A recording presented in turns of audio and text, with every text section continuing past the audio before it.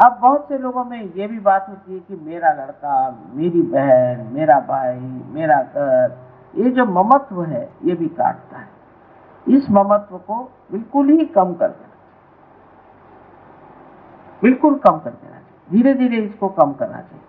तो आपको आश्चर्य होगा कि इसके छूटते ही आप में बहुत ही ज्यादा आनंद आ जाए, ये भावना ही टूट जाएगी कि मेरा कोई है। मेरे की भावना जो है ये अपने को आत्मा से दूर करता है। किस प्रकार मैं बताऊं? जैसे कि मैं कहूँ ये मेरी आंख, ये मेरा हाथ, ये मेरे पैर, ये मेरा है, पर मैं कौन? मैं तो आत्मा हूं, और मैं का तो कुछ है ही नहीं। मैं जो है वो अपना अलग खड़ा हुआ है। ऐसा तो हम नहीं कहते कि ये मेरा आत्मा है। अगर ऐसा जब कोई कहे कि मेरा आत्मा है तो समझ लेना चाहिए कि वो सहयोगी नहीं। आत्मा अपनी जगह अकेला अछूता खड़ा हुआ है, इसका मेरा कोई नहीं है। इसका तो सिर्फ परमेश्वर से ही रिश्ता है, और आपसे भी जो रिश्ता है वो भी इस तरह से, जैसे कि एक पेड़ के अंदर बहती हुई उसकी उसके अंदर बहता हुआ रस, पेड़ के अंदर बहता हुआ रस हर जगह जाता है, हर जगह उस रस से प्लावित करता है, पत्तियों को देगा, पेड़ को देगा, और ऊपर जाकर के फिर उसकी जो शाखाएं हैं उन्हें देगा। उसके बाद वो फूलों को भी और फलों को भी रस देकर वापस लौटाता है। सबको रस देता है, लेकिन किसी में चिपकता नहीं। जहां वो कहीं चिपक जाए, समझ लीजिए कि उसको ऐसी इच्छा हो कि चलो ये फूल बहुत अच्छा है और ये मेरा है, इसमें मैं चिपक जाऊं, वहीं का रह गया, तो वो पेड़ तो मर ही जाएगा और वो फूल भी मर जाएगा। ये प्रेम की हत्या है, और इसलिए मेरेपन से एकदम छुट्टी लेनी चाहिए। जैसे ये छुट्टी आपको मिलेगी, आप बड़ा आश्चर्य में हो जाएंगे कि आप जो एक बिंदु मात्र थे, एक बूंद मात्र थे, वो सागर हो गए। क्योंकि ये आपकी परिधि है, ये आपको बांध लेती है, ये आपकी मर्यादाएं हैं, ये सारी टूट करके आप अमर्याद हो जाते हैं।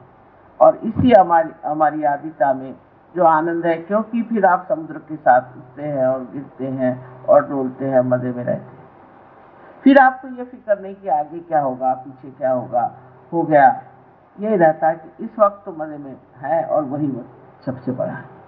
इसी तरह से मनुष्य वर्तमान में आ सकता है। मैं का छूटना बहुत जरूरी है, मेरा छूटना बहुत जरूरी है, इस ममत्व को छोड़ना बहुत जरूरी है। और जब ये ममत्व छूट जाता है तब एक बड़ा आंदोलन आपके अंदर हो जाता है, और उस आंदोलन से ही आप अत्यंत शक्तिशाली हो जाते हैं, अत्यंत शक्तिशाली हो जाते हैं। और वही शक्ति जो है, वही शक्ति जो है कार्यान्वित होती है, और वही सामूहिकता में एक बड़ा भारी कार्य करने वाली है, और सारे संसार का उद्धार भी उसी शक्ति के द्वारा हो सकता है। ऐसे जितने भी बूंद हैं उनको अब सागर बनने की जरूरत है। एक नया दौर शुरू हो रहा है, सहयोग में भी एक नया दौर आज शुरू हो रहा है। मैं कहूँ कलकत्ते में भी शुरू हो रहा है, हर जगह शुरू हो गया है। वो ये दौर है कि अब हम एक बड़े ही आंदोलन में आ गए, जहां हमें अपने प्रश्न नहीं रह गए। अब हमारे लिए हमारे अपने प्रश्न नहीं रह गए, पर सबके प्रश्न हमारे प्रश्न हो गए, सारे संसार के प्रश्न हमारे हो गए। और इसके लिए एक प्रगल्भता चाहिए, एक बड़प्पन चाहिए, एक ऊंचाई चाहिए, जिससे कि आप सारे प्रश्नों को ठीक से देख सकें और उसका हल दे सकें। अब इसकी जिम्मेदारी सब आप लोगों पर है, आप लोगों पर है। ये समझ लीजिए कि सारे सहयोगियों की जिम्मेदारी बहुत ज्यादा है। यही नहीं कि आप खुद सहयोग से लाभ उठाएं, उसका फायदा उठाएं, उसमें रजें, उसमें मजाक करें, ये सिर्फ नहीं है। इसमें ये है कि ये ही सब कुछ है, ये सबके घर घर में पहुंचना है और सबको ये आनंद देना है। और अगर ये कार्य करते वक्त आप लोगों ने किसी तरह से कमजोरी दिखाई या किसी तरह से ढिलाई की, तो आप इसके लिए जिम्मेदार हो जाएंगे और ये बात बहुत गलत हो जाएगी। इसलिए सहयोग में पनपे हुए लोगों को चाहिए वृक्ष की तरह खड़े हो जाए। और मुझे आशा है कि अगले साल तक बहुत बड़ा कार्य यहाँ कलकत्ते में होने वाला है। मुझे सारे हिंदुस्तान में कलकत्ते से सबसे ज्यादा आशा है। जो सो मैं बता नहीं सकती आज, लेकिन एक दिन जरूर बताऊंगी कि किस लिए मैं इस कलकत्ते को बहुत बड़ी भारी चीज समझती हूँ और ये जानती हूँ कि इसी कलकत्ते में सारे हिंदुस्तान का मर्म फंसा हुआ है। इसलिए जरूरी है कि आप लोग खड़े हो जाएं और इस कलकत्ते की जो पार्श्वभूमि उसे समझते हुए आप आगे हो बढ़े और अपनी प्रगति करें, औरों की प्रगति करें और एक अपने व्यक्तित्व को विशाल बनाए। जब भी आपके अंदर विचार है कि मेरा बेटा ऐसा है, मेरी बेटी ऐसी है, मेरा घर ऐसा है, कोई भी मेरा विचार है, उसको कहना तुम दूर रहो, अब मेरे व्यक्तित्व में बैठती है, मेरा व्यक्तित्व बहुत बड़ा है और इस व्यक्तित्व में ये सब चीजें बैठती नहीं, इसको छोड़ो, इसमें कुछ रखा है, और तभी आप वो विशाल हो जाएंगे। और ऐसे विशाल लोगों की इस नए आंदोलन में जरूरत है और इसकी तैयारियां पूरी होनी चाहिए। आशा है ये साल आप सबको बड़ा मुबारक हो और एक विशेष साल है ये, और इस साल में मैं चाहती हूँ कि इस कलकत्ते में ही बहुत से लोग सहयोग में आएंगे, उनको संभालिए, वो संभाल करके प्यार से, आदर से समझा करके। कभी कभी आक्रामक होते हैं, कभी कभी गलत बातें भी कहते हैं।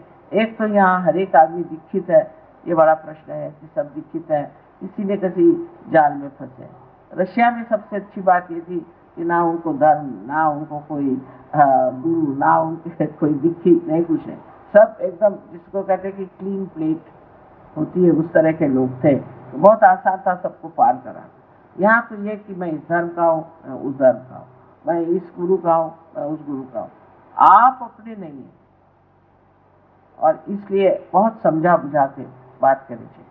फिर यहाँ और भी बीमारियां बहुत सारी, दर्शन, गुरु के दर्शन करने जाना। गुरु दर्शन की बात तो मेरे समझ में नहीं आती है। गुरु का काम दर्शन देना नहीं, उसके लिए तो अवतरण वगैरह है, अपनी मंदिरों में जाके दर्शन करें।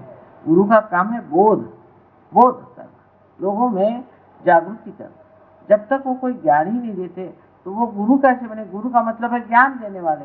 जो ज्ञान नहीं देते, ऐसे कि दर्शन, उसने मुझे दीक्षित कर दिया, उसने मुझे दीक्षित कर दिया। यहाँ तो सभी दीक्षित लोग हैं और कोई ज्ञान नहीं दिया। ज्ञान माने आपके नसों में आप जाने कि ये चैतन्य क्या है। ये जब तक नहीं दिया तब तक उस चीज में फंस जाना भी एक तरह से अपने को नष्ट करना। आप लोग सब बहुत बड़े साधक थे और आपने प्राप्त कर दिया, और इसी प्रकार अनेक लोगों को भी आप इसका वरदान दें और उनको सुखी करें।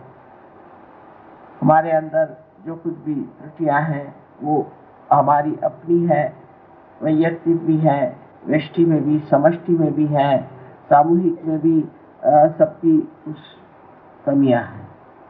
उन सब कमियों को देखना चाहिए।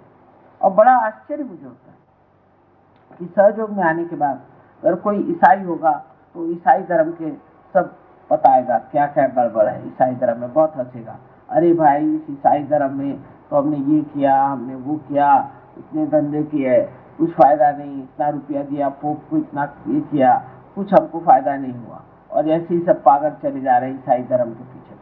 फिर अगर आप मुसलमान से पूछिए तो वो भी बताया। कल ही एक मुसलमान साहब थे, ईरान से आए थे, तो वो बता रहा था तमाशे सारे, कि मुसलमानों ने क्या क्या तमाशे करे हुए हैं और कितनी आफतें करी हैं, इसका कोई फायदा नहीं, हज पे गए, ये किया वो किया, सब कमर्शलाइज्ड है। फिर आप किसी हिंदू से पूछिए तो वो भी यही बताएगा कि अरे मंदिरों में गए, कहीं हिमालय में गए, कहाँ कहाँ घूमे, इतना फिरे, कुछ नहीं मिला। ऐसे जैनियों से पूछे तो वो बताएंगे। हर एक आदमी से पूछे तो बताएगा कि भाई इतने चक्कर काटे किसी काम के। तो ये क्या मतलब है माँ? तो ये है कि ये मनुष्य ने बनाए हुए धर्म है। जो बड़े बड़े हो गए लोग जिन्होंने धर्म बनाए थे वो नहीं रहे। अब आप लोगों को जो धर्म बनाना है वो असलियत का धर्म है, उसमें नकलियत बिल्कुल नहीं होनी चाहिए। कोई नहीं, मनुष्य ने अगर धर्म बना लिया तो गलत होना ही हुआ, क्योंकि मनुष्य को अभी परमात्मा का संबंध ही नहीं हुआ। तो उन्होंने इन अच्छे भले धर्मों को ही गलत रास्ते पर डाल दिया।